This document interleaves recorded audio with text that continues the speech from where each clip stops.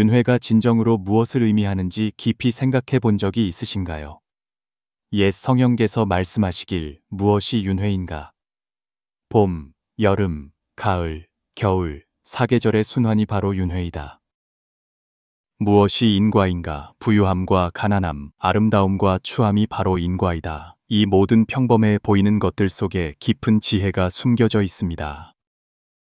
알고 계셨나요? 세상 사람들은 대개 마음에 두지 않고 윤회란 그저 막연한 개념일 뿐이라고 여기지만 인과는 단 한 사람도 그냥 지나치지 않습니다. 우리가 겪는 모든 일은 인과의 결과이며 보이지 않는 곳에서부터 이미 짜여 있어 그 깊이를 헤아리기 어렵습니다.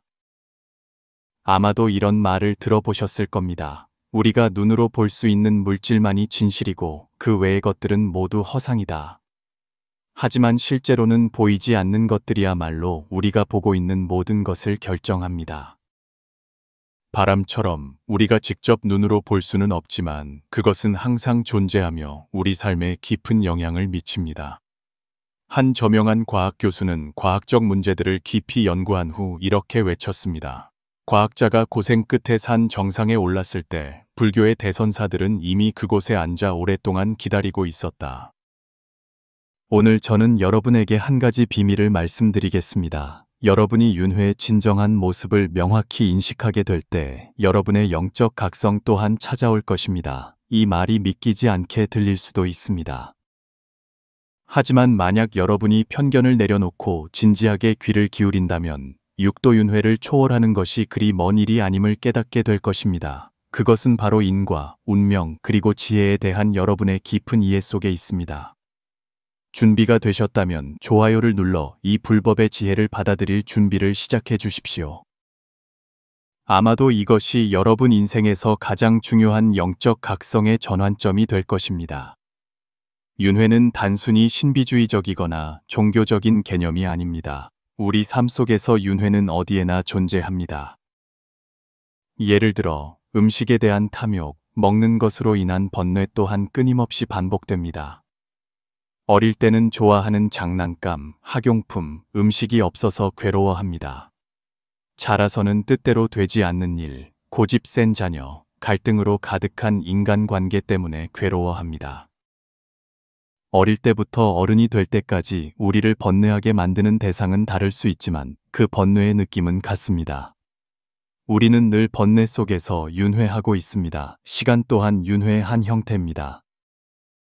우리는 어제가 있었고 내일이 있을 것이라 믿지만 어제나 내일 속에서 살 수는 없습니다. 우리는 오직 현재 속에서만 살 수 있습니다. 시간은 단지 환상일 뿐입니다. 사람마다 시간을 다르게 느낍니다. 즐거울 때는 시간이 빨리 가는 것처럼 느껴지고 고통스러울 때는 매우 느리게 느껴집니다. 우리가 어제와 내일이 있다고 믿는다면 왜 전생과 내생이 있다는 것은 믿지 못하는 것일까요? 다른 공간에도 윤회는 존재합니다. 인간 세상에는 생로병사가 있고 자연에는 추나추동이 있으며 끊임없이 순환하며 끝없이 생명이 이어집니다. 저는 다음과 같은 이야기를 들은 적이 있습니다. 한 스님이 절에서 수행에 정진했지만 업장이 다하지 않아 해탈하지 못했습니다. 그러나 평생 쌓은 수행의 공덕으로 그는 부유한 가문의 아들로 환생하여 풍족한 삶을 살게 되었습니다. 하지만 어른이 되어서는 재물과 여사에게 빠져 진리를 외면하고 다른 사람의 수행까지 막았습니다. 그 결과 복을 다 누린 후 늙어서는 온갖 병에 시달리며 극심한 고통 속에서 죽음을 맞이했습니다. 다른 사람의 수행을 막고 그들의 성은을 끊었기 때문에 그는 다음 생에 돼지, 나귀 등 다른 축생으로 떨어졌습니다. 그가 나귀로 환생했을 때는 나귀 고기를 매우 즐겨 먹는 한 부부에게 잡혀 죽임을 당했습니다. 그 부부에 대한 원한으로 그는 다시 그들의 아들로 태어났습니다. 하지만 이 아이는 평범한 아이와는 달리 고집이 세고 뇌성마비를 앓았습니다. 부부는 아이를 고치기 위해 사방으로 애썼습니다. 그러던 중 우연히 한 도사를 만나 그로부터 인연에 대한 이야기를 듣고 아이를 위해 공덕을 쌓고 참회하며 선행을 베풀라는 조언을 들었습니다. 그래야만 아이에게 변화의 기회가 찾아올 것이라고 했습니다. 그 이야기를 듣고 나서 저는 윤회 속의 무상함과 어리석음을 문득 느끼게 되었습니다. 얼마나 많은 사람들이 어리석음 때문에 자신이 세웠던 홍법대원을 잊어버리는가. 얼마나 많은 사람들이 향락에 빠져 이전에 쌓아온 복을 다 써버리고 고통을 축적하는가. 윤회는 고통의 바다이고 우리는 그 고통의 바다 속에서 표류하고 있으면서도 그것을 알지 못합니다. 우리는 거짓을 진짜로 착각하고 고통을 즐거움으로 여기며 짧은 쾌락에 취해 자신의 삶의 사명을 잊고 내면의 청정함과 지혜로 돌아가기를 게을리합니다. 윤회 속에서 행복의 다른 면은 고통입니다. 무언가를 얻어서 기쁠 때 그것을 잃으면 고통스러울 것입니다. 함께 있어서 즐거울 때 헤어져야 할 때는 아플 것입니다. 사랑, 증오, 이별, 생, 로, 병, 사, 세상 사는 무상합니다. 절대로 눈앞의 즐거움 때문에 윤회의 고통을 잊지 마십시오. 또한 이 생의 대원을 잊지 마십시오. 윤회 속에서 당신은 혈육의 얼굴을 잊어버렸고 곁에 있는 모기나 물고기가 바로 전생의 부모나 자식이었음을 알아보지 못합니다. 그렇기 때문에 우리는 계속해서 자신을 후회하고 가슴 아프게 만드는 일들을 저지르고 있습니다. 육도윤회에서 인간은 불법을 배우고 지혜를 개발하기에 가장 유리한 조건을 가진 존재입니다. 오직 인간 세상에서만 우리는 수행할 수 있는 가장 큰 가능성을 가집니다. 인간에 비해 축생계의 중생은 무명과 어리석음으로 인해 고통과 즐거움의 원인과 본질을 이해하지 못하며 고통을 떠나 즐거움을 얻는 방법 또한 알지 못합니다. 그들은 인간과 같은 특별한 수행에 잠재력이 없습니다. 지혜를 행할 능력도 없고 수행하려는 의지도 없습니다. 언제 윤회의 고통에서 벗어날 수 있을지 알 수 없습니다. 사실 중생들은 자신의 내면을 지탱하는 법을 전혀 이해하지 못하거나 배우지 못합니다. 하물며 윤회를 어떻게 다루어야 할지 알 수 없으므로 평생을 어리석음과 몽상 속에서 살아갑니다. 적천보살은 저서보살행론에서 이렇게 말했습니다. 온전한 인간의 몸을 얻기는 어렵다. 이제 온전한 인간의 몸을 얻었으니 이 생에서 그것을 잘 활용하지 못한다면 다음 생에 어찌 다시 이 원만함을 얻을 수 있겠는가. 인간의 몸을 얻기 어려운데 이제 얻었으니 자신과 중생의 해탈을 구하는데 사용하지 않는다면 미래에 다시 이와 같은 기회를 얻기는 매우 어려울 것입니다. 또한 기억해야 할 중요한 점은 귀한 인간의 몸을 얻었음을 인식하는 목적이 믿음을 세우기 위함이지 교만한 마음을 내기 위함이 아니라는 것입니다. 온전한 인간의 몸을 얻은 것은 단지 불법을 배우기 위한 가장 기본적인 조건일 뿐입니다. 절대로 그것을 자만의 이유로 삼아서는 안 됩니다. 자신이 다른 사람보다 고귀하거나 우월하다고 여겨서는 안 됩니다. 더욱이 종교적인 오만한 태도를 가지고 불법을 배우지 않는 사람들을 경시해서는 안 됩니다. 사람마다 각자의 장점이 있습니다. 겸손을 배우면 자신의 마음과 마음이 열리게 됩니다. 그럼으로써 수행을 통해 하루빨리 윤회에서 깨어날 수 있습니다. 생명의 의미는 본래 생겨나지도 않고 사라지지도 않습니다. 깨달음을 얻으신 부처님과 보살님들을 제외하고 모든 종류의 생명체는 죽음을 두려워합니다. 그것은 중생들이 생명의 진실을 이해하지 못하기 때문입니다. 생명은 사람들이 생각하는 것처럼 생겨나고 사라지는 것이 아니라 불멸이며 끊임없이 순환하는 윤회의 고리입니다. 우주의 공간과 시간 속에서 생명은 물과 같습니다. 물은 우주와 생명의 본질을 증명할 수 있습니다. 물 분자가 표면에서 죽을 때마다 사실 그것은 단지 하늘로 자연스럽게 증발하는 것일 뿐입니다. 겉보기에는 물이 없어진 것 같지만 사람은 물이 죽었다고 생각하지 않고 단지 수증기로 증발했다고 생각합니다. 수증기가 하늘에 충분히 모이면 다시 비가 되어 내립니다. 마치 물이 새로 생겨난 것처럼 보이지만 사실 그것은 본래 생멸이 없으며 단지 물, 수증기, 얼음, 눈, 이슬 사이의 변화 속에서 끊임없이 움직일 뿐입니다. 생명도 마찬가지입니다. 소위 생사라는 것은 단지 한 번의 음양분리의 표현일 뿐이며 결합의 변화일 뿐입니다. 바로 이 변화의 표현이 당신의 뇌로 하여금 생사가 있다는 잘못된 인식을 형성하게 만듭니다. 사실 소위 생사라는 것은 단지 심식과 의식이 만들어낸 개념일 뿐입니다. 당신의 머리가 죽음을 두려워하는 것이지 진화, 즉 진정한 자아는 결코 생사를 경험한 적이 없습니다. 그렇다면 생명과 만물의 근원은 무엇일까요? 바로 우주의 본성, 즉 형체도 없고 소리도 없으며 조작도 없고 변화도 없으며 편안하고 움직이지 않는 것입니다. 생명은 음과 양이라는 두 가지 물질로 구성됩니다. 생명의 물질은 진원과 마음에서 발생하는 영적인 빛에서 나옵니다. 생명이 우주의 본성에서 왔다는 것은 모든 중생이 본래 불성을 가지고 있음을 증명합니다. 중생들은 이 세상에 왔지만 물질이 정신에 미치는 미혹이 너무 커서 이 세상에 속한 모든 것들이 진짜이고 잡을 수 있는 것이라고 착각합니다. 그래서 하루 종일 외부적인 것을 좇느라 바쁩니다. 오랜 시간이 지나면서 중생들은 자신의 본래 불성을 잊어버립니다. 오랜 시간 동안 미혹과 광기 속에 빠져 내면의 진화와의 연결을 잃어버립니다.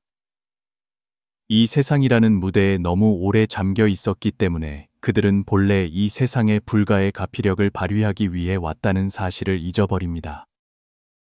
심지어 불의 존재를 부정하기까지 합니다. 하지만 중생들은 어쨌든 모두 불성을 가지고 있기에 영혼 깊은 곳에는 과거의 불의 씨앗이 남아 있습니다. 그러므로 만사 만물에는 모두 진화, 즉 우주의 본성이 있습니다. 바로 그 진실한 본성을 되찾고 싶기 때문에 찾지 못했을 때 중생들은 영원히 만족감을 느끼지 못합니다. 이것이 또한 우리 삶이 늘 부족하게 느껴지는 이유입니다. 하지만 중생들은 자신들이 찾고 있는 그 진실한 본성이 바로 자기 자신 안에 있다는 것을 알지 못합니다.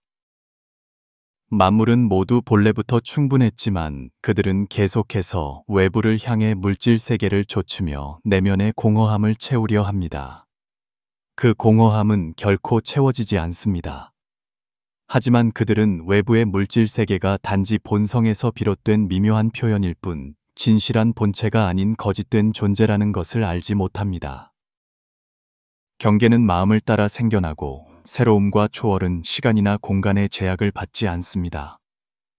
변화의 새로운 법칙은 물질과 정신이 상호 존재하며 서로 영향을 미치고 상호작용하며 특정 조건에서는 서로 전환될 수 있다는 변증법적 관계를 말해줍니다.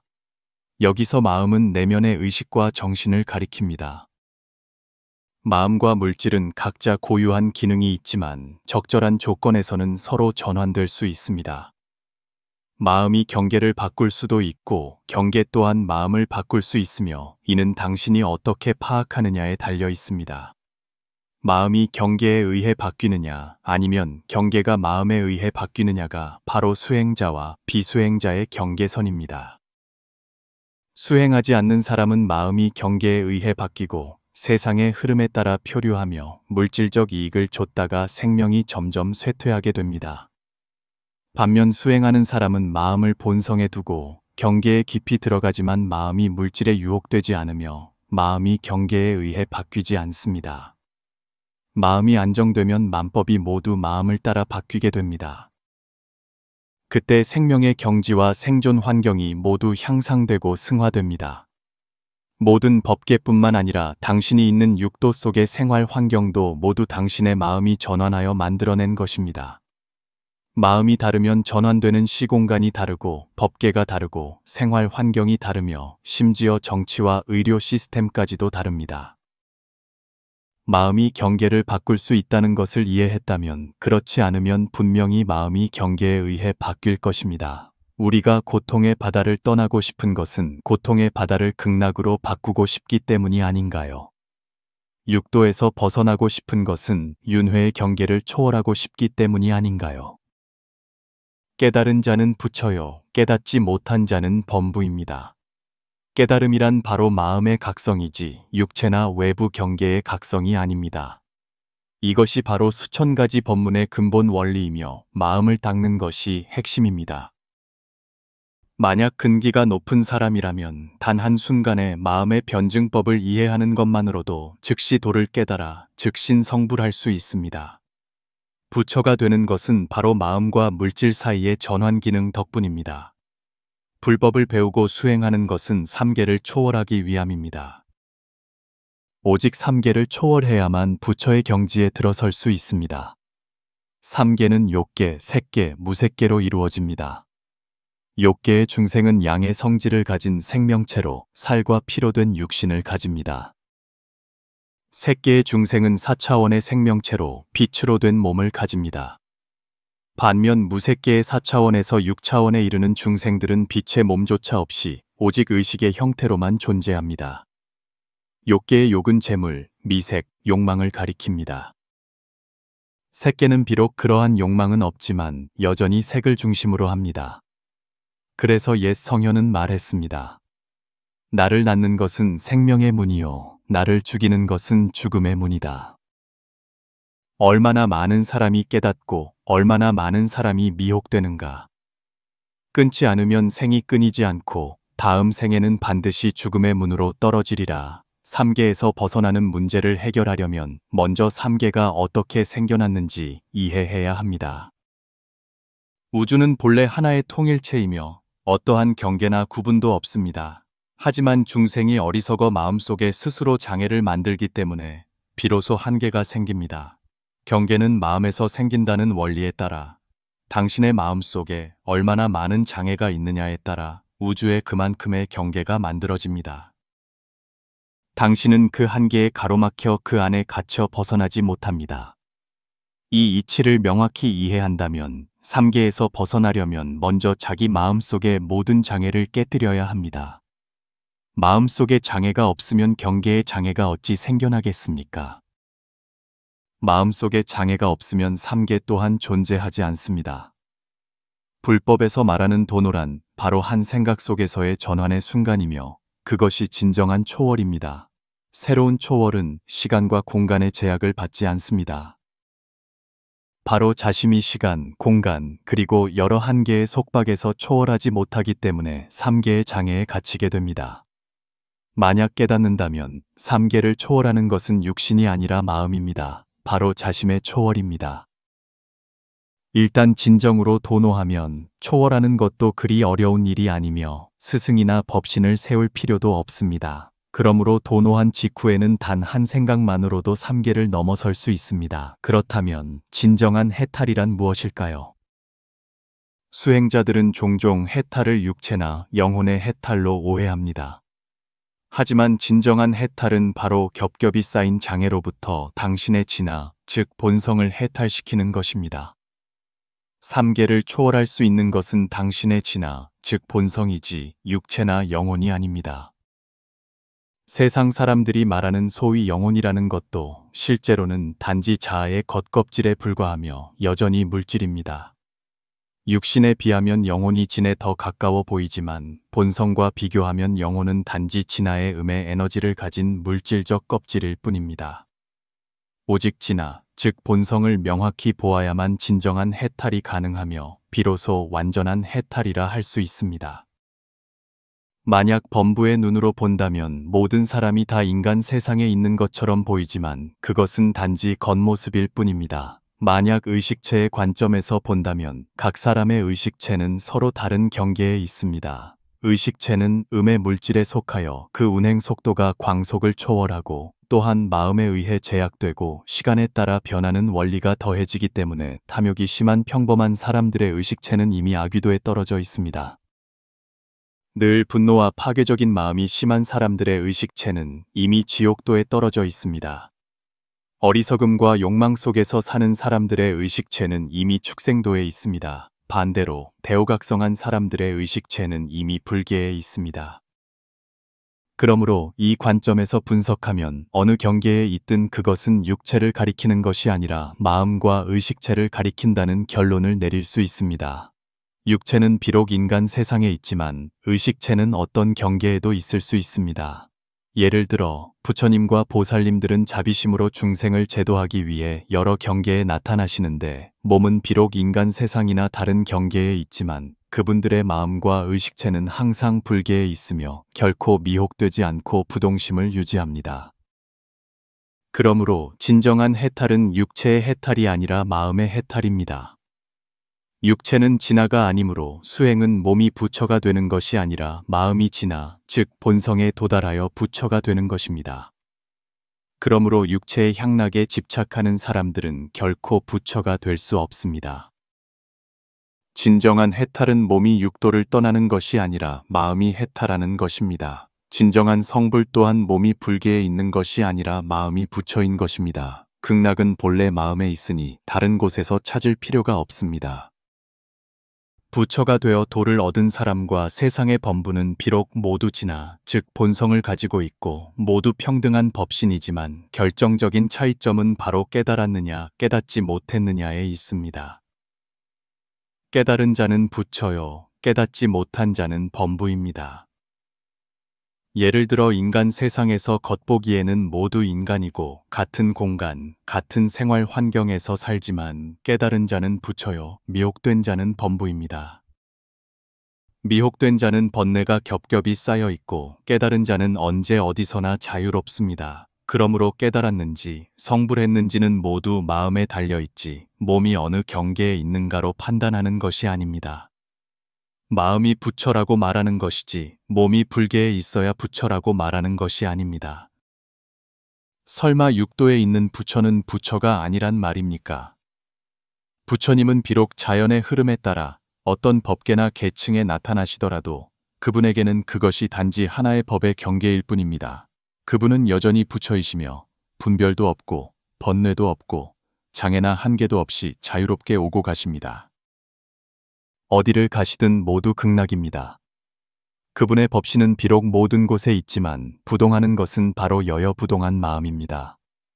그분은 한 생각의 대오각성으로 영원히 본성을 잃지 않으십니다. 그렇다면 어떻게 해탈할 수 있을까요? 나라는 것이야말로 깨달음의 길에서 가장 큰 장애물입니다. 그러므로 진화를 보려면 먼저 육신과 영혼이라는 거짓된 나를 잊어야 합니다. 나를 잊는다는 것은 자아의 개성을 소멸시키는 것을 의미합니다. 오직 자아의 개성을 소멸시켜야만 평등한 전체로 돌아갈 수 있습니다. 나를 잊는 것은 자연으로 돌아가는 지름길이며 성불의 전제 조건입니다. 생명은 물 분자와 같아서 끊임없이 흐르고 변화합니다. 당신이 내 집착하지만 않는다면 그 흐름은 자연스럽게 당신을 생명의 종착점인 대양으로 데려다 줄 것입니다. 대양으로 돌아가는 여정에서 물 분자는 풀 한 포기, 나뭇가지 하나, 모래알 하나와 인연을 맺습니다. 당신이 집착하거나 미련을 갖지만 않는다면 그것들에 의해 방해받지 않고 마침내 큰 바다에 이르게 될 것입니다. 하지만 만약 물 분자가 중간에 멈추고 싶어 하고 길에서 만난 풀과 나무, 돌멩이를 붙잡으려 한다면 그것은 단지 헛된 생각일 뿐입니다. 실제로는 아무것도 얻지 못하고 자신의 자연으로의 회귀 과정을 스스로 방해할 뿐입니다. 물론 물 분자는 집착하는 마음을 일으키지 않을 것입니다. 왜냐하면 그 본질이 이미 불성을 지니고 있어 종류에 따르는 문을 따르기 때문입니다. 그래서 물 분자는 자연의 순리에 따라 바다로 돌아갈 수 있습니다. 하지만 인간은 다릅니다. 인간은 생명의 여정에서 재물, 미색, 명예, 이익에 집착하며 본래 가질 수 없는 것들을 항상 얻으려 합니다. 그로 인해 인간은 그 환영들에 가로막혀 돌아오는 길 위에서 육도를 끝없이 맴돌며 해탈하기 어렵습니다. 낮은 수준의 사람들은 종종 자신의 이익에 전적으로 기반하여 이를 평가합니다. 자신에게 이익이 되는 것은 좋다고 여기고 그렇지 않은 것은 나쁘다고 여깁니다. 오늘 이익이 되면 좋다고 말하고 내일 이익이 되지 않으면 다시 나쁘다고 여깁니다. 이러한 기준은 인간 세상에서 가장 낮은 수준입니다. 이기심과 심한 아집을 드러내는 것은 왜곡된 사견의 표현이며 심지어 인간의 기준에도 미치지 못합니다. 수행자에게 있어 아집을 버리지 못하면 어찌 수행을 논할 수 있겠습니까? 단 하나의 작은 점, 통달하지 못한 것만으로도 평생의 수행 기회를 잃게 만들기에 충분합니다. 그것이야말로 참으로 슬프고 한탄할 일입니다. 그러므로 이 이치를 명확히 이해하지 않을 수 없습니다. 일부 수행자들은 아집과 악연이 상당히 심각하여 자신의 사견을 정견으로 착각하고 그 잘못된 이해에 따라 오랫동안 부지런히 수행합니다. 그 결과 수행할수록 해탈의 길에서 점점 더 멀어집니다. 옛 고승대덕들이 지옥문 앞에 승려와 도사가 무수히 많다고 말씀하신 것이 이상하지 않습니다. 여기서 승려와 도사는 단지 출가한 분들만을 가리키는 것이 아니라 일반적으로 수행하는 모든 사람들을 말합니다. 아집은 자신의 이익과 관점에 기반하여 사물을 인식하고 자신에게 이익이 되는 것에 집착하는 것입니다. 자신의 이익과 관점에 맞지 않는 것에 대해서는 반감을 일으켜 그로 인해 온갖 번뇌가 생겨납니다. 악연은 선악, 좋고 나쁨, 옳고 그름, 얻고 잃음을 분별하게 하여 모든 탐욕과 번뇌를 일으킵니다. 도를 깨닫는 데 가장 큰 장애물은 바로 악연입니다. 마음속에 나가 있는 한, 무아에 이르지 못하는 한, 그 오염된 마음은 나와 관련된 어떤 것도 내려놓을 수 없습니다. 나가 있으면 평등할 수 없습니다. 나가 있으면 청정할 수 없습니다. 나가 있다는 것은 개성에 집착하는 것입니다. 나가 있으면 전체성을 잃어버립니다. 그렇게 되면 영원히 모든 중생은 하나의 몸이다라는 진리에 들어갈 수 없습니다. 아집을 깨뜨려야 비로소 중생과 내가 하나임을 볼 수 있습니다. 동체 대비심은 소아, 대아, 그리고 무에 이르러 발현됩니다. 깨달은 자는 우주가 하나의 전체임을 보는 사람입니다. 중생은 하나의 법신입니다. 하지만 대부분의 중생은 단지 외부의 개별적인 표현만을 보고 그로 인해 이기심과 불평등한 마음을 일으킵니다. 우주의 전체 속에서 각 행성은 우주의 세포와 같고 각 성계는 내장 기관과 같습니다. 모두가 하나의 리듬에 따라 운행하고 함께 호흡하며 운명을 같이 합니다. 중생에 대해 말하자면 당신의 몸 안에 있는 각 세포, 각 기관은 하나의 중생에 해당합니다. 하나의 세포도 당신 전체를 복제할 수 있습니다. 그러므로 당신 몸 안의 각 세포는 모두 당신이지 당신과 다른 사람이 아닙니다. 만약 일부 세포나 어떤 기관이 이기적이어서 자신의 이익만을 챙기다가 다른 세포나 기관을 손상시킨다면 손상되는 사람은 바로 당신, 즉 전체입니다. 왜냐하면 각 세포, 각 내장 기관은 서로 상생상존하며 인연에 의해 모여 생겨나고 인연이 다하면 사라지기 때문입니다. 독립은 단지 외부적인 표현일 뿐 마치 차축, 바퀴태, 안쪽 타이어, 바깥쪽 타이어처럼 보기에는 개별적인 것 같지만 모두 하나의 바퀴를 구성하는 부품이며 하나의 법신입니다. 그 전체를 사람이라 하고 바퀴라 하고 우주라 합니다. 일단 우주 속의 중생이 하나의 전체라면 마치 한 인간의 몸 안에 있는 세포들처럼 필연적으로 함께 호흡하고 운명을 같이 해야 합니다. 각 세포는 무아의 상태에서 사심 없이 헌신하며 전체를 위해 일합니다. 오직 전체의 존재를 보장해야만 각 세포가 존재할 수 있습니다. 어떤 세포나 기관이 손상되어도 당신 몸 전체가 고통스러우며 심지어 전체의 파멸로 이어질 수 있습니다. 그렇지 않습니까? 한 사람의 죽음은 모든 세포가 다 손상되었기 때문이 아닙니다. 단 하나의 기관이나 한 부위가 병들어도 온몸이 죽음에 이를 수 있습니다. 그러므로 부부는 곧 전체이며 각 세포는 서로의 존재 조건이며 분리할 수 없습니다. 이것이 평등의 진리를 증명합니다. 중생은 하나이지 둘이 아닙니다. 중생은 하나의 법신이며 나눌 수 없는 하나의 전체입니다. 인간의 몸은 하나의 소우주에 해당합니다. 몸 안의 각 세포는 하나의 중생에 해당합니다. 어떤 세포가 당신이 아니라고 말할 수 있습니까? 어떤 기관이 당신이 아니라고 말할 수 있습니까? 각 세포는 전체의 한 분자입니다. 이 세포는 좋고 저 세포는 나쁘다고 말할 수 있습니까? 만약 집단 안에서나 개인들 사이에서 누구나 자신의 이익에 서서 나와 남을 구분하고 자신의 이익만 챙긴다면 위장이 전체의 이익을 위해 소화하기를 거부하고 심장이 전체를 위해 피를 펌프질하기를 거부하고 발이 전체를 위해 걷기를 거부하고 손이 전체를 위해 일하기를 거부한다면 과연 이 전체가 존재할 수 있겠습니까? 인체에서 각 세포는 사심 없이 자신을 잊고 일하고 있습니다. 그것들은 모두 같은 불성을 가지고 있는데 그것은 나가 없는 것이며 모두 전체를 위해 사심없이 헌신하고 있습니다. 오직 전체의 존재를 보장해야만 모든 세포와 기관이 존재할 수 있습니다. 그러므로 전체를 위하는 것은 곧 자기 자신을 위하는 것입니다. 반대로 자기 자신만 아는 것은 전체를 파괴할 것입니다. 동시에 그것은 스스로를 파괴하는 것을 의미합니다. 만약 중생 평등의 이치를 깨달을 수 있다면 당신은 평등한 마음으로 중생을 사랑하고 모든 중생의 공동 생활 환경을 사랑하며 더 이상 개인적인 사리사욕을 위해 다른 사람과 환경을 해치지 않을 것입니다. 중생은 모두 내 몸의 세포들입니다. 그러므로 중생을 사랑하는 것이야말로 진정으로 자기 자신을 사랑하는 것입니다. 내가 곧 중생이요, 중생이 곧 나입니다. 그것이 평등한 마음, 분별 없는 마음입니다. 불법에서는 종종 동체 대비를 설하지만 보통의 수행자들은 이것을 깊이 이해하기 매우 어렵습니다. 동체의 이치를 명확히 꿰뚫지 못하면 절대로 대비심을 일으킬 수 없습니다. 부처님과 보살님들은 바로 이 진리를 꿰뚫어 깨달으셨기 때문에 평등심과 대자대비심이 자연스럽게 드러날 수 있는 것입니다.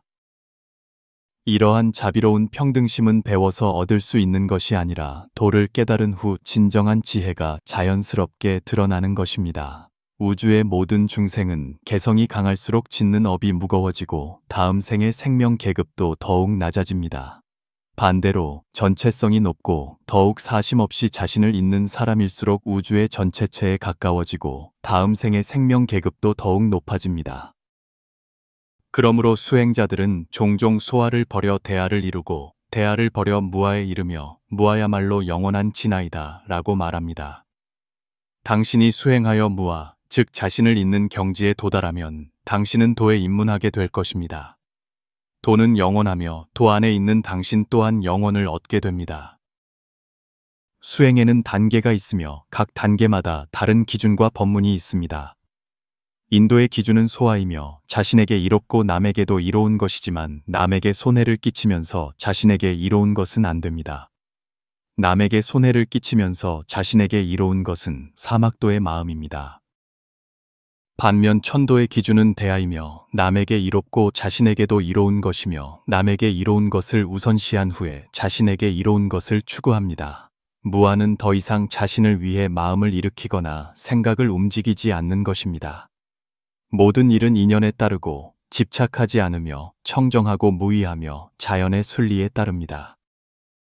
겉으로 보기에는 남에게 이롭고 자신에게 이로운 것과 자신에게 이롭고 남에게 이로운 것은 단지 두 글자의 순서만 다르지만 그 안에 담긴 내용은 매우 심오합니다. 순응하면 범부요, 거스르면 성인이니 미묘함은 바로 그 뒤집음에 있습니다. 무엇을 뒤집는가? 바로 나와 남 사이의 순서를 뒤집고 이익의 선택을 뒤집고 개체와 전체 사이의 비율을 뒤집는 것입니다. 세 번째는 분별심을 끊는 것입니다. 분별심은 개인적인 이익과 관점에 서서 모든 사물을 분별하는 마음입니다. 어떤 일을 만나든 어떤 말을 듣든 모두 자신의 이익을 기준으로 삼거나 작은 집단의 이익을 원칙으로 삼아 나와 남, 옳고 그름, 맞고 틀림, 좋고 나쁨을 분별합니다. 아집 때문에 인간은 개인적인 이익의 관점에서 모든 것을 철저히 분석하고 집착하며 분별하고 자신의 이익을 좋고 나쁨, 옳고 그름, 선악, 득실을 판단하는 기준으로 삼는 데 익숙해져 있습니다. 오늘 어떤 일이 이익이 되면 좋은 일, 좋은 사람이라고 여깁니다. 내일 만약 이익이 없으면 다시 나쁜 일, 나쁜 사람이라고 여깁니다. 수많은 생애, 수많은 겁을 거치면서 인간은 늘 그런 방식으로 일을 평가해 왔습니다. 그렇게 자신의 잘못된 인식에 의해 반복적으로 입력된 프로그램이 습관을 조종하고 형성하여 깊고 두터운 고집이 생겨납니다. 바로 그 분별심이 우리 마음을 불안정하게 만들고 수많은 수행자들이 수많은 생애, 수많은 겁 동안 육도를 벗어나지 못하는 것도 바로 그 불안정한 분별심 때문입니다. 일단 분별이 있으면 본래의 진실한 모습을 잃어버립니다. 분별은 업을 짓는 출발점입니다. 천국에 집착하면 필연적으로 지옥을 만들어냅니다. 군제에 집착하면 반드시 소인배 무리를 만들어냅니다. 잘못은 분별해서는 안 된다는 데 있습니다. 분별하면 집착이 있습니다. 집착하면 업장을 만들고 쌓게 되며 자연스러운 본성을 잃게 됩니다. 분별은 한쪽으로 치우치는 것이며 중도의 길을 잃는 것입니다. 본성의 관점에서 보면 우주의 모든 사물은 본래 평등하며 차별이 없습니다. 하지만 인간은 종종 사물의 서로 다른 외적인 표현만을 보고 온갖 분별을 일으킵니다. 만약 계속해서 분별과 편견의 길을 간다면 자기 자신이 스스로 온갖 번뇌를 만드는 프로그램을 만들게 될 것입니다. 분별, 집착, 비판, 선택, 득실 계산, 번뇌, 업을 짓고 그러면서 점점 낮은 생명의 층으로 떨어집니다. 반면 평등심, 무분별의 길을 따르면 결과는 완전히 반대가 됩니다. 평등심은 분별하지 않고 집착하지 않고 비판하지 않고 선택하지 않고 득실을 추구하지 않고 번뇌하지 않고 청정하고 무의하며 자연에 순응하고 진공묘유, 대초탈, 대자재하며 그로 인해 생명이 승화됩니다. 이 두 가지 간단한 원리에서 우리가 따라야 할 올바른 길을 깨닫는 것은 어렵지 않습니다. 수행은 이치를 이해함으로써 아집을 깨뜨리고 분별심을 끊으며 자아에서 비롯된 모든 생각을 잠재우는 것입니다. 분별심이 사라져야 비로소 자연으로 돌아갈 수 있고 비로소 광활하고 넓은 진실한 본성을 열 수 있습니다. 평등심은 분별하지 않고 인연에 따르며 집착하지 않고 무의이면서도 하지 못할 일이 없습니다. 만사만물은 모두 인연으로 생겨나고 모두 정해진 운명이 있으며 존재하는 모든 사물은 합리적이며 본래 좋고 나쁨이 없습니다. 마치 인체의 오장육부처럼 각 부위는 고유한 기능이 있습니다. 만약 자신의 관점에서 좋고 나쁨을 분별한다면 그것이 바로 분별심입니다. 개체가 자신의 역할을 잘 완수하는 것, 그것이 바로 전체에 대한 가장 큰 공헌입니다. 만사는 평등하며 일어나는 모든 일은 까닭없이 일어나는 것이 아니라 여러 생애와 여러 겁에 걸쳐 쌓인 인연의 결과입니다.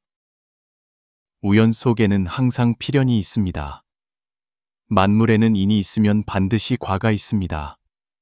인만 있고 과가 없는 일도 없고 과만 있고 인이 없는 일도 없습니다. 무슨 씨앗을 심느냐에 따라 무슨 열매를 거두는가, 전생의 인은 다음 생의 과가 됩니다. 그 과는 다시 미래의 인이 됩니다. 그렇게 끊임없이 순환합니다. 범부의 관점에서 보면 괴는 옳고 그름, 선악이 있는 것처럼 보입니다.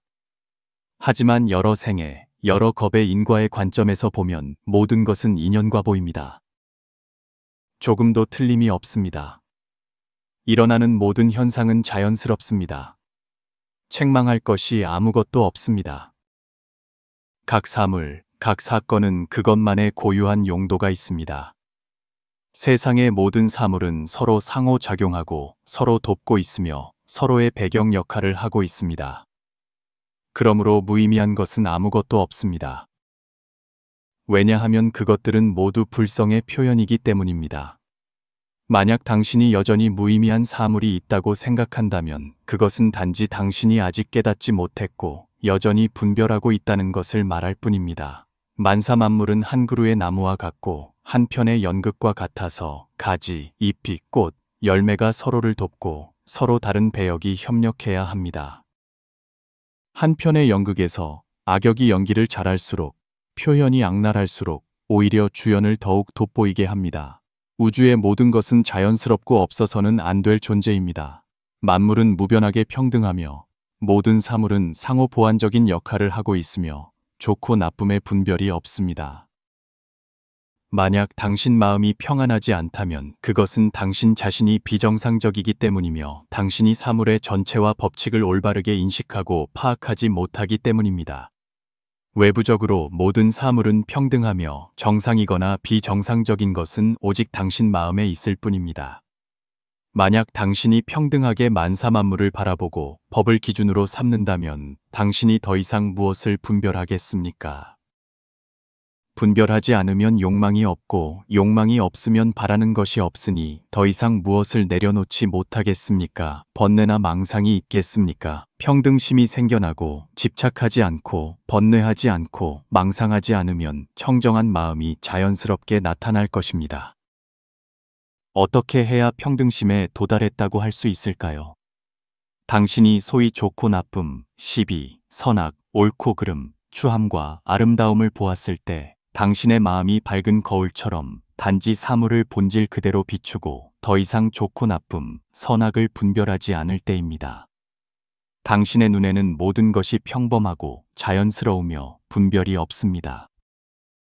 분별심을 끊어야 할 뿐만 아니라 분별이 없는 그 바탕 위에서 선택하고 취하고 버리는 생각까지도 끊어야 합니다. 만약 더 이상 선택이 없다면 무엇을 더 바라겠습니까? 바라지 않으면 무슨 생각을 일으키겠습니까? 만약 정말로 그렇게 할 수 있다면 당신의 마음은 자연스럽게 청정해질 것입니다.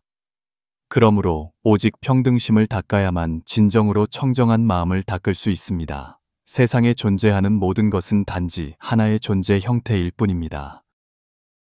그것 자체는 본래 아무런 속성도 가지고 있지 않습니다. 당신은 그저 스스로 경험하고 수용하되 그것에 옳고 그름, 선악의 딱지를 붙이지 마십시오. 일단 분별이 있으면 사물의 본래 자연스러운 본질을 잃어버립니다. 분별은 업을 짓는 근원입니다. 사람은 어떤 환경에 살든 그저 인연을 따라 살면 됩니다. 할 수 있는 것은 하고 어떤 경계에 있든 어떤 위치에 있든 그곳에 안주하면 됩니다. 인연 따라 만나고 만남 따라 편안해집니다. 안분숙이라는 선거처럼 그 함의는 매우 깊습니다. 한평생 자신이 가져야 할 것은 억지로 구할 수 없습니다. 분수를 알고 지키면 운명이 정해준 것을 받게 될 것입니다. 만약 분수를 알지 못하면 자신이 마땅히 누려야 할 복마저도 지키지 못합니다. 이것은 옛사람들의 자연에 대한 철저한 깨달음입니다. 성인들도 때로는 노력하지만 억지로 구하지는 않습니다. 그들은 인연 따라 일하지만 어떤 결과도 구하지 않습니다. 그것이 바로 무의입니다. 무의는 청정이며 청정은 바로 본성의 특성입니다. 가장 큰 장애는 아집입니다. 아집과 악연에서 가장 내려놓기 어려운 것은 바로 아집입니다. 한 대덕께서 말씀하셨습니다. 성불은 어렵지 않다. 어려운 것은 세상의 이익을 내려놓는 것이다. 하지만 인간은 내려놓지 못하는 것이 너무 많습니다. 정을 내려놓지 못하고 돈과 재물, 명예와 이익을 내려놓지 못하고 자신이 집착하는 것들을 내려놓지 못하는데 그 모든 것이 나라는 한 글자를 중심으로 돌아갑니다. 모든 것이 내가 갖고 싶다, 나는 잃고 싶지 않다입니다. 내게 향락과 복리를 가져다 줄 수 있는 것들입니다. 그러므로 도를 깨닫는 길에서 가장 큰 장애물은 바로 아집입니다. 그리고 가장 내려놓기 어려운 것은 악연입니다. 악연은 자신의 관점에 집착하는 것입니다. 자신의 의견이 옳고 다른 사람의 의견은 틀리다고 여기며 중생을 따르려 하지 않고 늘 자신의 개성을 드러내고 싶어 합니다. 다른 사람이 자신과 다른 의견을 가질 때 화를 내고 번뇌하며 갈등과 다툼으로 이어집니다. 하지만 그들은 악연에 집착할수록 돼서 멀어진다는 것을 알지 못합니다. 이것이 바로 개성이며 아집과 악연에서 비롯된 습관이고 또한 인간에게 가장 보편적인 습관입니다. 자신의 관점이 옳고 다른 사람이 틀리다고 집착하기 때문에 그들은 늘 다른 사람을 자기 뜻대로 하도록 강요하고 싶어 합니다. 다른 사람이 자기 뜻대로 하지 않을 때 번뇌하고 원망하며 심지어 화를 냅니다. 사람과 사람 사이의 갈등, 가족 내의 불화, 사회의 불안과 혼란은 모두 아집과 악연이 일으키는 것입니다. 아집과 악연은 자아를 중심으로 삼고 전체성을 잃어버립니다. 자아가 클수록 돼서 멀어집니다. 전체성이 많을수록 돼 가까워집니다. 악연에 집착하는 사람은 피곤하게 살 뿐만 아니라 매우 고통스럽습니다. 그들은 종종 가족 내의 갈등, 혈육 간의 갈등을 통해 그것을 명확하게 드러냅니다. 그렇다면 문제는 어디에 있을까요? 근원은 사사로운 정에 집착하는 데 있습니다. 제가 그런 사람에게 물어본 적이 있습니다. 만약 다른 사람이 당신의 의견에 동의하지 않고 당신 말을 듣지 않는다면 그들을 강요하겠습니까? 그것 때문에 화를 내겠습니까? 그가 대답했습니다. 아니요. 다른 사람이 제 충고를 듣지 않으면 저는 그냥 내버려 둡니다. 제가 다시 물었습니다. 그렇다면 왜 가족에게는 내려놓지 못하고 계속해서 그들을 자기 뜻대로 하도록 강요하려 합니까? 이것이 바로 사사로운 정, 즉 불평등한 마음, 집착하는 마음, 다른 사람을 강요하려는 마음, 다른 사람을 통제하려는 욕망입니다. 왜 자신의 가족을 모든 중생처럼 여기고 평등하게 대하지 못하는가? 다른 사람을 통제하려는 그 마음, 그것이 마심입니다. 이것이 바로 우리가 수행에서 고쳐야 할 가장 큰 습기입니다. 아집과 악연입니다.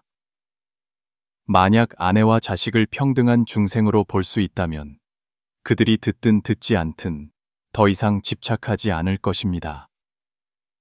듣지 않으면 즉시 내려놓습니다. 모든 일은 최선을 다하고 힘을 다하는 것으로 충분합니다.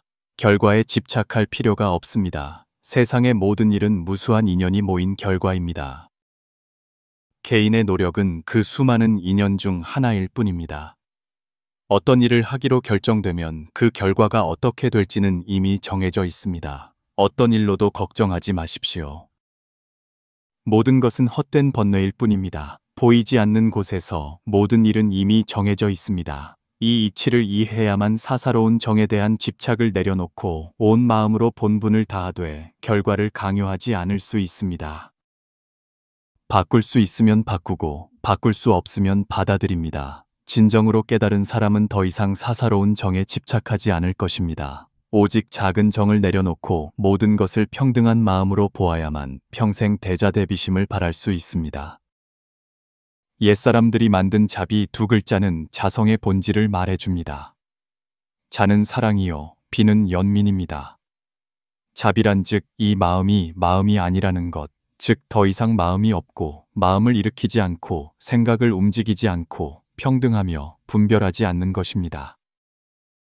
그것이야말로 진정한 자비입니다. 수연은 지변과 발원 집착과 대립됩니다. 수연은 현재의 인연을 따르는 것입니다.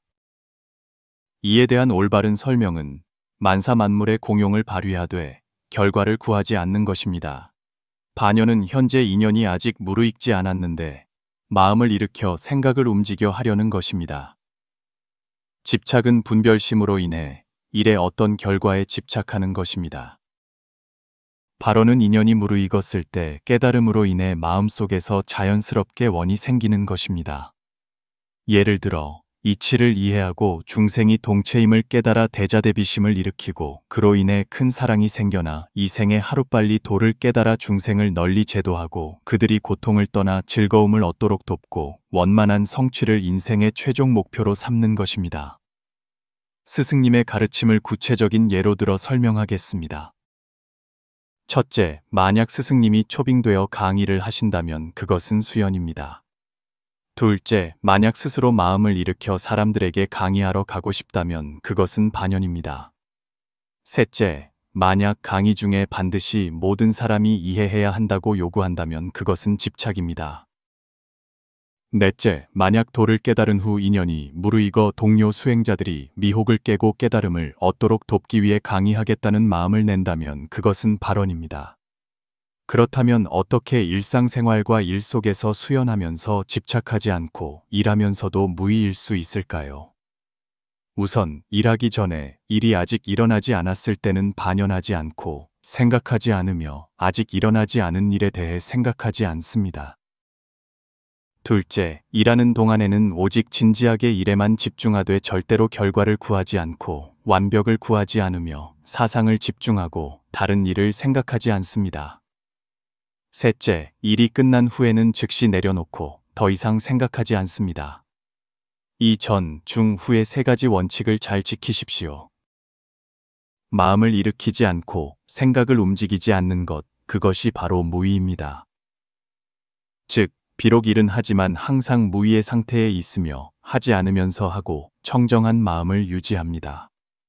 일하기 전에 반연하지 않고 마음을 일으키거나 생각을 움직이지 않으며 일할 때는 최선을 다하고 결과를 구하지 않고 오직 씨를 뿌리는 데만 신경 쓰고 수확에는 관심을 두지 않습니다. 일이 끝난 후에는 담담하게 결과를 받아들입니다. 오직 인연에 따라 일하면서 선악을 생각하지 않고 득실을 따지지 않고 결과를 구하지 않고 보답을 바라지 않습니다. 비록 일은 하지만 여전히 청정한 무의의 마음을 유지하는 것, 그것이 도를 행하는 것입니다. 부처님과 보살님들은 일하실 때 결코 자신이 무엇을 하고 있다고 생각하지 않으십니다. 모든 것은 현실을 자연스럽게 마주하는 것입니다. 모든 것은 인연에 따르며 결코 자신에게 무엇을 하라고 강요하지 않으십니다. 더욱이 다른 사람에게 무엇을 하라고 강요하지 않으십니다. 그분들의 마음에는 선악, 옳고 그름, 맞고 틀림이 없습니다. 하지만 그분들이 하시는 일, 즐거움, 분노, 꾸지람, 욕설이 등 모두 본성의 자연스러운 표현이며 모두 도의 자연스러운 운행입니다. 불교의 최고 수행법은 새로운 깨달음입니다. 현재의 수행은 당신이 아집과 습기를 내려놓고 점차 자신의 개성을 줄여 물 분자처럼 자기를 잇는 무아의 상태에 도달하게 하기 위함입니다. 그때야 비로소 당신은 자연에 없어서는 안 될 일부가 되며 자연에 순응하여 자연으로 돌아갈 수 있습니다. 불교의 최고 수행법은 바로 새로운 깨달음이지 당신이 무엇을 해냈는가에 있지 않습니다. 진정으로 깨달으면 망념조차도 수행을 방해하지 못합니다. 망념이 막 일어나자마자 명확히 알면 즉 망념은 이미 보리로 전환된 것입니다. 깨달은 후에는 당신은 깨어있음 속에서 살 수 있습니다. 일단 도에서 반 걸음이라도 벗어나면 즉시 알아차리고 바로 돌아옵니다. 이렇게 함으로써 당신은 항상 자신을 도 안에 머물게 할 수 있습니다. 그때가 되면 당신은 비로소 자신이 본래 도 안에 있었다는 것을 발견하게 될 것입니다.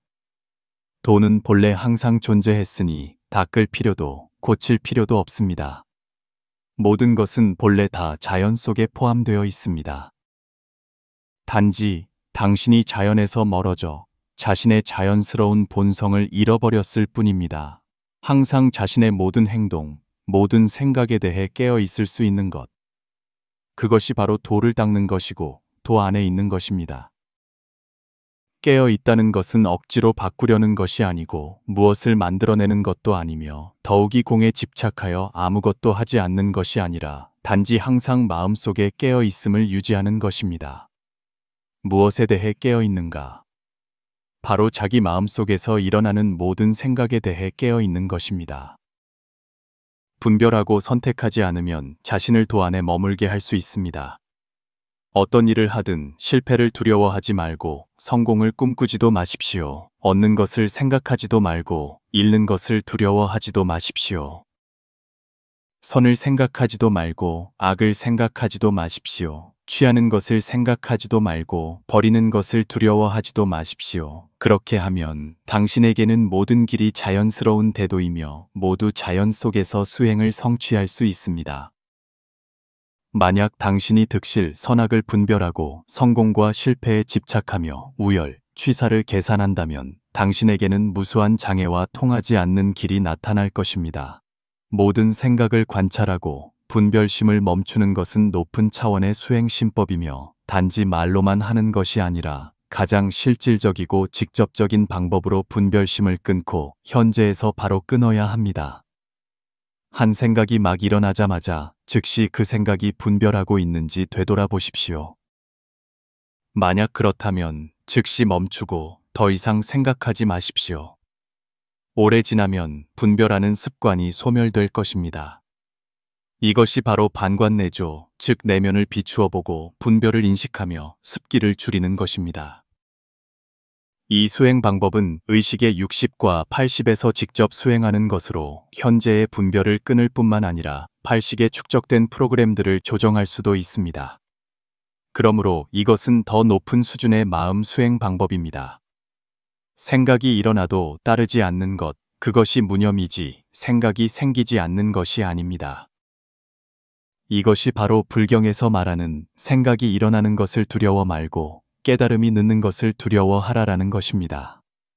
단지 생각이 일어날 때 제때 깨어 있을 수만 있다면 아직 도를 떠나지 않은 것입니다. 만약 생각이 계속해서 일어나는데 당신이 그것들을 그대로 흘려보낸다면 그것이 바로 도를 멀리하는 것입니다. 수행의 길에서 가장 큰 장애물은 번뇌와 망념입니다. 그것은 모든 수행자들이 끊고자 하는 것입니다. 하지만 실제로는 그 끊으려는 노력 자체가 여전히 분별심입니다. 번뇌, 망념은 나쁜 것이라고 분별하여 그것을 제거하려는 것입니다. 부처님께서 말씀하셨습니다. 생각이 일어나는 것을 두려워 말고 깨달음이 늦는 것을 두려워하라. 번뇌가 곧 보리다. 번뇌와 망념의 작용은 바로 당신이 보리를 증득하도록 돕는 것입니다. 번뇌와 망념이 많이 일어날수록 당신이 경계하고 깨어있는 마음만 있다면 깨달음의 지혜는 더욱 쉽게 드러날 것입니다. 그러므로 번뇌와 망념이 많을수록 깨어있음은 더욱 많이 단련됩니다. 오래 지나면 깨어있음이 망념을 대체할 것입니다. 망념은 깨어있음으로 전환될 것입니다. 번뇌가 전환되면 그것이 바로 보리입니다. 그래서 번뇌가 곧 보리라고 말하는 것입니다. 만약 당신이 정말로 깨달음을 얻어 항상 깨어 있다면 주색제기조차도 당신의 정도를 가는 길에 장애가 될 수 없습니다. 오히려 그것들은 당신의 도를 가는 길에 조력자가 됩니다. 번뇌와 망념은 칠판과 같고 보리는 흰 글씨와 같습니다. 흰 글씨는 검은 바탕이 있어야 돋보입니다. 바탕이 검을수록 글씨는 더욱 선명합니다. 사실 깨달음을 얻은 사람의 눈에는 장애가 없습니다. 소위 순경과 역경은 모두 범부가 분별심으로 판단하는 것입니다. 자신에게 이로운 것은 순경, 좋은 일이라고 부릅니다. 이롭지 않은 것은 역경, 나쁜 일이라고 부릅니다. 하지만 깨달은 이의 눈에는 이미 나나 남이 없는데 어찌 순경과 역경이 있겠습니까? 모든 일은 그저 있는 그대로 자연스럽습니다. 모두가 자신의 수행을 돕는 조력자입니다. 어떤 일이 오든 받아들이고 거절하지 않습니다. 자연에 순응합니다. 항상 순경을 바라며 순경이 역경보다 좋다고 생각하는 사람들은 사실 여전히 분별심에 사로잡혀 있습니다. 부처와 마귀에 대해 많은 불교 수행자들은 자신이 부처를 닦고 있다고 생각합니다. 그리고 외부에서 방해하고 혼란을 일으키는 모든 것은 마귀라고 여깁니다. 심지어 자신의 수행을 이해하지 못하는 가족들까지도 마귀, 즉 외마가 되어 자신의 마심을 흔들러 왔다고 여깁니다. 하지만 깨달은 후에야 자신이 틀렸다는 것을 알게 됩니다. 그렇다면 마귀는 어디에서 오는가? 마귀는 마음에서 생겨납니다. 부처와 마귀는 모두 하나의 마음, 즉 본래 마음에서 비롯됩니다. 우리 각자는 부처이면서 동시에 마귀입니다. 당신의 마음이 청정하고 무의일 때 바로 불성에 부합하고 있는 것입니다. 이때 당신은 바로 부처입니다. 당신의 마음이 번뇌를 일으키고 집착하며 한쪽으로 치우치고 원한을 품고 화를 낼 때 그때 당신은 다시 마귀입니다. 그러므로 부처와 마귀는 모두 당신 본성의 현현이며 전적으로 당신의 마음에 달려 있습니다. 다음으로 부처와 마귀의 역할을 분석해 봅시다. 분명히 그들은 서로 보완하고 공존하며 서로를 성취시킵니다. 수행자들은 종종 작은 마귀는 작은 부처를 이루고 큰 마귀는 큰 부처를 이룬다. 마귀가 없으면 부처를 이룰 수 없다고 말합니다. 보시다시피 부처가 되려면 반드시 마귀가 와서 단련시켜 주어야 합니다. 각 수행자는 되돌아볼 수 있습니다. 만약 병고, 재앙, 번뇌나 생사의 시련이 당신을 시험하지 않았다면 당신은 수행의 길로 들어서도록 강요당했을까요? 수행의 길에서 얻게 된 모든 청정함, 성취한 모든 정력은 마귀가 와서 도와준 덕분이 아니겠습니까? 반대로 마심이 점차 항복되고 줄어들 때 그것 또한 마귀에 대한 부처의 화도가 아니겠습니까? 마귀와 부처는 바로 당신 마음속에서의 상호 전환입니다. 당신이 중도를 행할 때 드러나는 것은 부처입니다. 왼쪽이나 오른쪽으로 치우칠 때 드러나는 것은 마귀입니다. 만약 당신이 이 이치를 꿰뚫어 깨달을 수 있다면 수행의 길에서 역경을 만났을 때 당신은 외부 환경을 원망하지 않을 것입니다. 왜냐하면 당신은 명확히 알기 때문입니다. 그 단련은 본래 자신의 마음에서 생겨난 것임을. 마음이 편안하면 마귀는 저절로 사라지고 마음이 집착하면 마귀는 저절로 생겨나니 모든 것이 자신의 마음에서 비롯된 변화입니다. 다른 한편으로 외부 환경에 방해가 있을 때 당신은 마음속으로 그것이 자신의 수행을 교정하는 데 도움이 되는 조력이라는 것을 명확히 이해합니다. 만약 부동심을 유지하고 생각을 일으키지 않으며 그 보조의 기회를 잡을 수 있다면 당신은 마귀의 역할을 헛되이 하지 않은 것입니다. 이때 마귀는 즉시 부처로 전환됩니다. 당신의 눈에는 그들이 당신을 제도하러 온 부처 보살이지 당신을 괴롭히러 온 마귀가 아닙니다. 당신은 심지어 마음 깊은 곳에서 그들에게 감사하게 될 것입니다. 수행의 길에서 바로 이러한 마귀가 부처로 전환되는 순간들을 통해 당신은 점점 더 부처의 본심에 가까워집니다. 당신의 눈에 모두가 부처로 보이고 만물 또한 모두 부처일 때 그때 당신은 바로 부처입니다. 당신 마음속에 더 이상 마귀가 없을 때 마귀 또한 자신의 사명과 역사를 완수한 것입니다. 반대로 당신의 눈에 모두가 마귀이고 곳곳이 마귀일 때 그때 당신은 바로 마귀입니다. 만 가지 인연을 내려놓는 것은 육도윤회에서 벗어나기 위한 전제 조건입니다. 만약 당신이 내려놓지 못하는 인연이 하나라도 있다면 당신은 그 인연 때문에 계속해서 어변에 떨어져 다음 생에는 반드시 인연 따라 다시 태어나 육도로 돌아오게 되며 초탈할 수 없습니다. 소위 만 가지 인연을 내려놓는다는 것은 마음속에서 뿌리까지 완전히 끊어야 한다는 것입니다. 집착은 바로 분별심입니다. 좋고 나쁨을 분별하기 때문에 당신은 비로소 집착하는 마음을 일으킵니다. 부처님께서는 집착하는 마음이 생사의 근원이라고 말씀하셨습니다. 어떻게 집착하는 마음을 분별할 수 있을까요? 친소의 분별에서 볼 수 있습니다. 예를 들어 가족, 친구, 연인에 대한 지나친 집착을 내려놓지 못하는 것, 원수에 대한 원한을 내려놓지 못하는 것, 늘 마음에 담아두는 것, 지나간 일, 미래의 일, 일어나지 않은 일, 자신과 전혀 상관없는 일에 대해 자주 생각하는 것, 후손을 걱정하고 심지어 점을 보거나 운세를 보거나 기륭을 묻는 것 모두 집착입니다. 심지어 선행을 하고 사람을 제도하는 것조차도 일종의 집착일 수 있습니다. 그 일의 다른 면이 악을 짓는 것일 수 있다는 것을 알지 못합니다. 심지어 무의에 가까워지는 것에 집착하는 것조차도 여전히 유의입니다. 유의라면 그것은 업을 짓는 것이고 어변을 짓는 것이므로 나중에는 반드시 인연에 따라 다시 태어날 것입니다. 그러므로 단지 당신 마음속에 여전히 집착하는 마음이 있다면 도를 떠나면 육도윤회를 벗어날 수 없습니다. 한 법도 보지 않고 또한 한 법도 버리지 않는다는 것은 만법이 평등하며 분별이 없다는 의미입니다. 써야 할 법은 그대로 쓰되 모든 법에 대해 집착하지 않습니다. 한 법도 보지 않는다는 것은 수행법에 집착하지 않는 것 외에 어떤 법, 사물, 또는 일에도 집착하지 않는다는 것을 의미합니다. 어떤 사물의 현상을 보더라도 그 모습에 미혹되지 않고 모두 그 본성이 공임을 직접 볼 수 있습니다.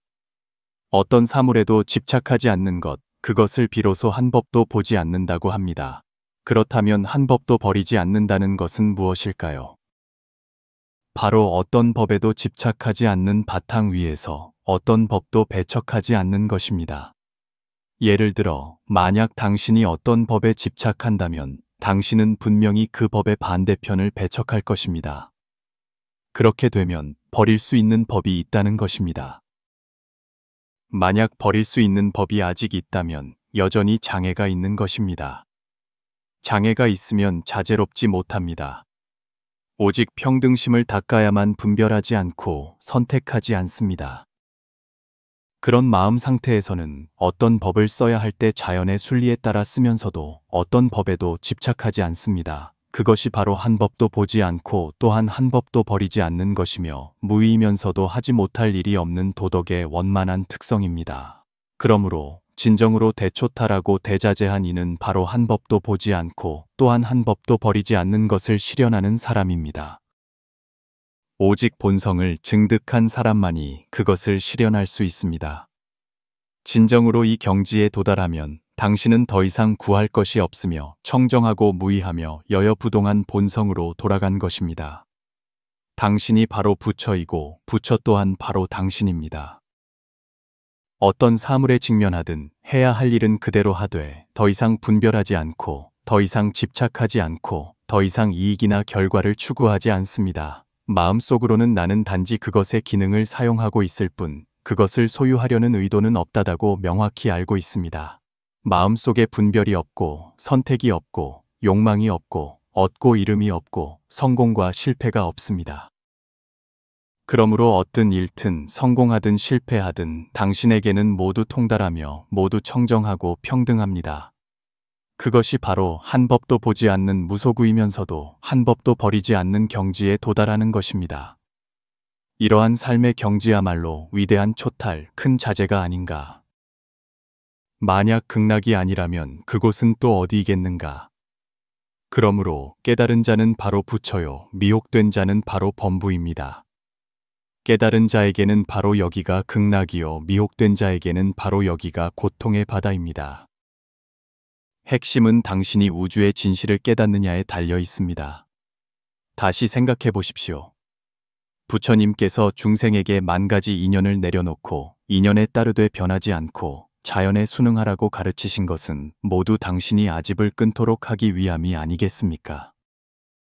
부처님께서는 중생이 내려놓지 않을까 두려워 모든 법은 상이 없으므로 붙잡을 수 없다고 더 가르치셨습니다. 부처님께서는 다시 중생이 공성에 치우쳐 생존하지 못할까 두려워 진공묘유를 보여주셨습니다. 부처님께서 이토록 명확하게 가르치신 것은 중생이 모든 것을 내려놓고 자연에 순응해야만 자연으로 돌아갈 수 있기를 바라셨기 때문입니다. 하지만 중생은 미혹하여 깨닫지 못하고 계속해서 자아에 집착하며 늘 나를 주장하고 만물을 자신을 위해 소유하려 합니다. 그것이 바로 자연으로 돌아가지 못하고 성불득도하지 못하는 근원입니다. 위대한 도리는 오히려 지극히 소박하고 자연스러워 당신이 믿지 못할 정도입니다. 단지 나를 내려놓고 자연에 순응하면 자연스럽게 성불득도할 수 있습니다. 깨달은 자는 우주의 진실과 본성을 꿰뚫어 이해하고 인연에 따라 만물의 기묘한 기능을 사용하면서도 전혀 집착하거나 추구하지 않는 사람입니다. 모든 것이 자연에 순응하며 세상 속에서 살고 세상과 어우러지면서도 여전히 초범탈속합니다. 그것이 바로 초탈과 큰 자제의 극락 경지입니다. 그것이 깨달은 자입니다. 깨달은 자는 바로 부처 보살입니다. 아직 깨닫지 못한 자는 바로 범부입니다. 진정으로 대오각성한 사람은 더 이상 나가 없으며 자아를 완전히 자연 속에 녹여냅니다. 어디를 가든 어떤 일을 하든 마음속에 아무것도 남기지 않습니다. 모든 것이 현실을 자연스럽게 마주하는 것입니다. 그들은 결코 자신이 무엇을 하고 싶다고 생각한 적도 없고 자신이 무엇을 하고 있다고 생각한 적도 없습니다. 그들이 하는 모든 것은 인연에 따르며 모두 자연 속에서 이루어집니다. 부처님이 어떤 일을 하시든 항상 무의의 상태에 있습니다. 그러므로 부처님은 한 법도 버리지 않고 일하시면서도 동시에 항상 공의 성질인 한 법도 보지 않는 것을 유지하십니다. 인연에 따라 행동하지만 어떤 업장도 만들지 않습니다. 어떤 경계에 들어가든 업력에 속박되지 않습니다. 모두 분별이나 대립이 없는 진실한 법계의 극락 경계에 있습니다. 부처님은 우주의 모든 것을 바꿀 수 있지만 왜 바꾸지 않으실까요? 그것은 중생이 바뀌고 싶어 하지 않기 때문이며 부처님은 중생에게 바뀌라고 강요하지 않으십니다. 부처님은 항상 중생을 따르며 모든 일은 인연에 따르고 자연에 순응합니다. 왜냐하면 부처님께는 자아가 없기 때문입니다. 만약 자아가 아직 있다면 자연스럽지 않고 자연스럽지 않으면 장애가 있으며 장애가 있으면 벗어날 수 없고 그렇게 되면 대자재를 논할 수 없습니다. 부처님의 눈에는 모든 것이 자연스럽고 모두 평범하므로 바꿀 필요가 있는 것이 아무것도 없습니다. 중생의 진정한 자아는 예로부터 윤회를 경험한 적도 없고 천당에 오르거나 지옥에 내려간 적도 없습니다. 윤회에 참여하는 것은 단지 당신의 사상, 심리, 습기, 그리고 욕망일 뿐입니다. 그것이 바로 종교에서 말하는 업장입니다. 단지 당신이 아집을 내려놓고 자연에 순응하기만 하면 이 생명의 표현이 끝난 후 당신의 본성에서 나타나는 빛의 흐름은 자동으로 무한한 절대 본체에 통합될 것입니다. 단지 당신 마음속에 더 이상 선악의 분별이 없고 더 이상 나가 없으며 나를 잊고 자연에 순응하기만 하면 그 빛의 흐름은 자동으로 근원으로 돌아갈 것입니다. 삶의 의미는 현재의 순간에 있습니다. 대부분의 수행자들은 해탈의 희망을 죽음 후에 둡니다. 하지만 진정으로 깨달음을 얻은 사람의 눈에는 오직 현재, 오직 이 순간만이 있으며 결코 불확실한 죽음이나 파악할 수 없는 다음 생에 희망을 두지 않습니다. 생명의 의미는 바로 현재에 있습니다. 궁극적인 것은 과거에도 미래에도 있지 않고 현재의 순간에 있습니다. 단 한 순간이라도 깨어나면 당신은 영원한 깨달음 그 자체가 될 것입니다. 순간은 영원을 빚어낼 수 있습니다. 현재 순간 속에서 생명에 대한 깨달음이야말로 구원이며 현재에서 만 가지 인연을 완전히 내려놓는 것입니다. 그것이 바로 해탈입니다. 현재에서 한 법도 보지 않는 것이 새로운 삶이며 현재에서 한 가지도 구하지 않는 것이 대자재입니다. 그러므로 수행의 길을 걷는 진정한 수행자는 절대로 게으르지 않으며 결코 정진을 내일로 미루지 않습니다. 성공의 희망은 이 생에서 깨닫고 현재의 순간을 파악하는 데 있습니다. 인연 있는 분이여 끝까지 시청해 주셔서 감사합니다. 오늘 이 영상이 당신에게 이익이 되었다면 좋아요를 눌러 저에게 화답해 주시고 댓글창에 이렇게 발언해 주십시오.